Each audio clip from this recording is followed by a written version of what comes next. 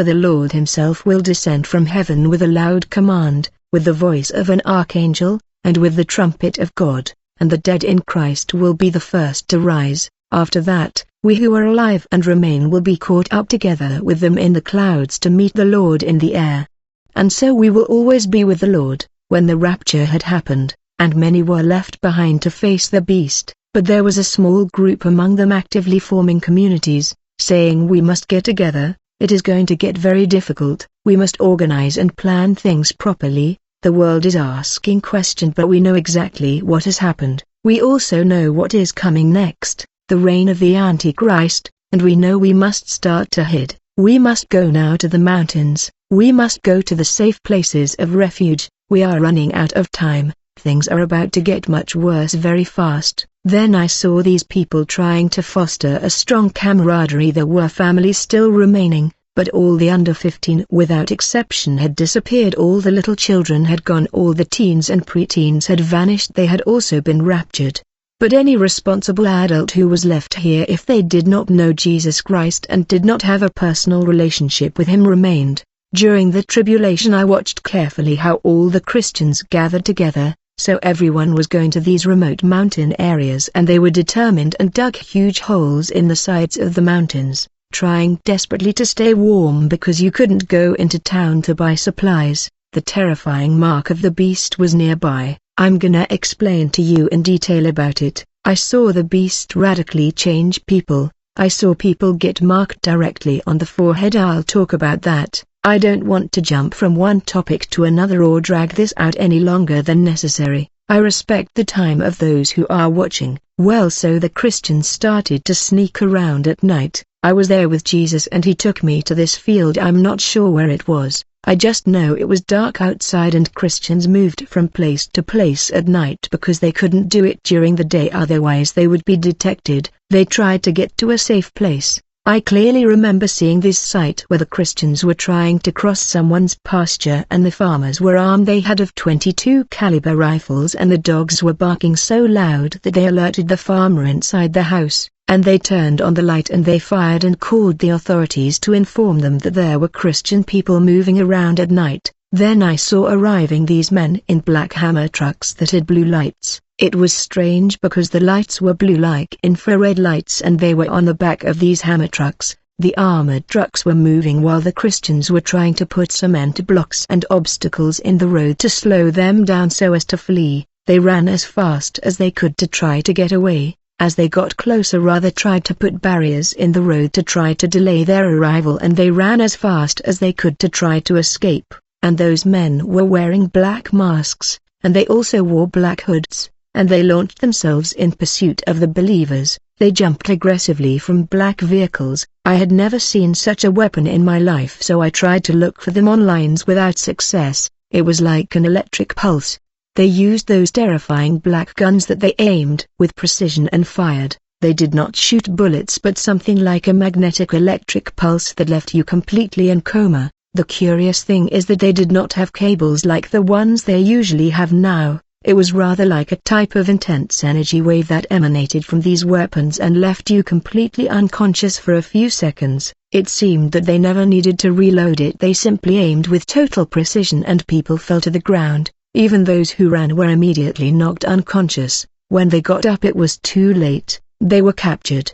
These four ruthless men presented them with an ultimatum. I saw a distraught woman had two small children, a boy and a girl, who unfortunately were born during the tribulation. They were probably 3 years old, maybe 4 years old, maybe more. They spoke clearly, so they were young, maybe about 5 years old. Threatening their faith in Jesus, they told them, "We are going to decapitate your beloved children without mercy. We are going to cut off their heads.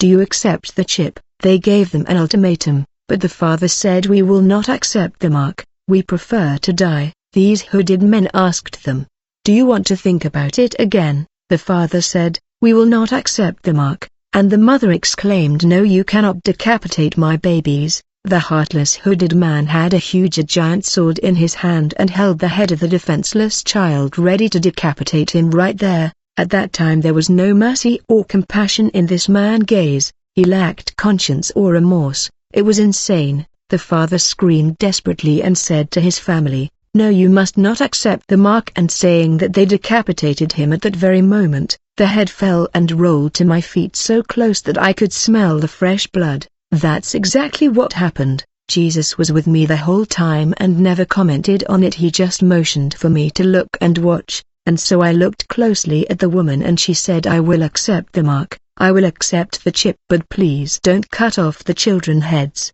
And this is precisely what is so incredibly captivating part. They took this little chip, and instantly the children who were crying terrified, having witnessed the death of their beloved dad right in front of them, and the mother that was in shock and crying inconsolably having seen her beloved husband die in front of her. But when they accepted the chip, the two terrified children and their mother instantly lose all traces of emotion. Their faces become expressionless. They stop crying completely as if their pain has disappeared. It's like they became zombies right there in front of me, and everybody regained peace. It's like the chip transmitted peace to their brain in some way, and I don't know how. All I know is that the chip did something to them and calmed them down, releasing some kind of endorphin in them, and they stayed without emotion and feeling as if expressionless, as if they were not there literally, and they did not cry anymore for him.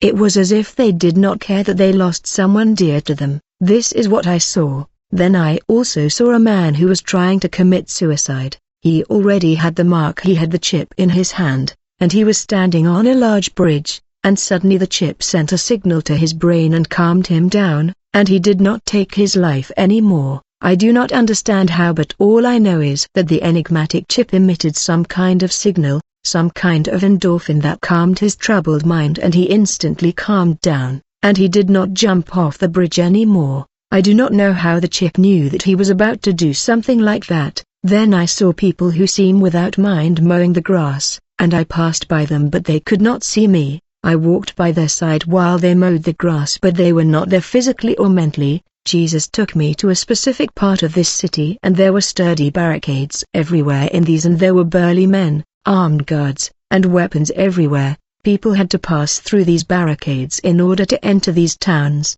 Armed men put the chip in people's hand by force. If you didn't have the chip, you couldn't enter the town. You accept the chip or you died at that moment, and they execute you right there. They decapitated people there without mercy. There was a woman, I remember her clearly. I remember her terrified face. She was a white woman with brown hair, and she was standing trembling in the queue, and there were many more people, not all but many, with a bruise on their head. It was a kind of sore because the body had reacted to the chip and it had manifested sores on the heads of some people. They were a kind of sores like burns, and they had them on their hands. However, the woman was trying to fake it by trying to put makeup on her hand to make it look like she had a sore too. She was in line, and when finally came her turn to go through, it was horrendous, but the people were so desperate for food and any resources they could acquire back in the cities that they were willing to do whatever it took. She was a Christian, I guess, although I don't really know.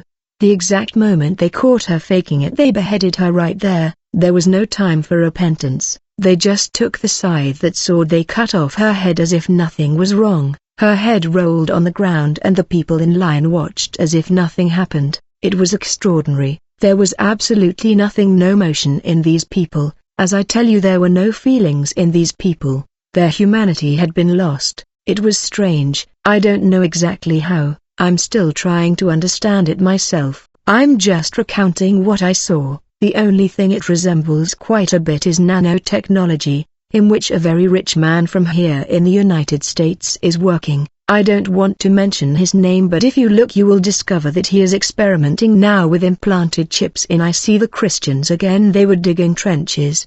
The winters were really harsh. The further north they went into the mountains, the colder the temperatures were. I honestly don't know what kind of natural catastrophic events occurred because I didn't see it at all. I know the winters were harsh and people were dying of hunger and cold quickly. It was really bad. Then comes another part. Cautiously I looked up at the sky, hearing these peculiar sounds, and there were literally thousands of drones. Thousands of them, no exaggeration. All were perfectly out of sync with each other, soaring across the sky, scanning the horizon, scanning us all one by one, and the chip implanted in your hand or forehead informed them of your presence immediately. These drones flew meticulously over all the forests, all the areas, the oceans, everywhere. They just flew steadily all over America and everywhere. I heard them approaching. It could easily detect the heat of your body, and they detected your movement, everything. It was impossible to hide from them. I observed that the Christians could hide on the sides of the hills.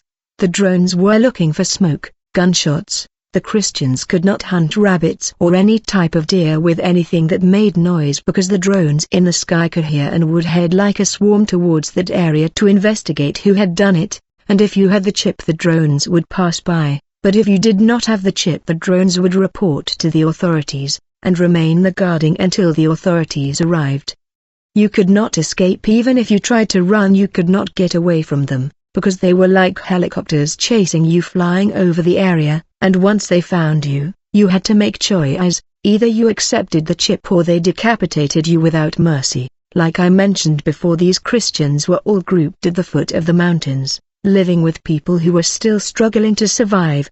The hardest part for me was that of the innocent children who were born during the tribulation. I know there are biblical verses that say woe to those who breastfeed in those days, and I firmly believe that this verse refers to the tribulation. How miserable those days will be for pregnant and nursing mothers. Pray that your flight will not occur in the winter or on the Sabbath, for at that time there will be great tribulation, unmatched from the beginning of the world until now, and never to be seen again. All I know is that the poor children were having a very hard time.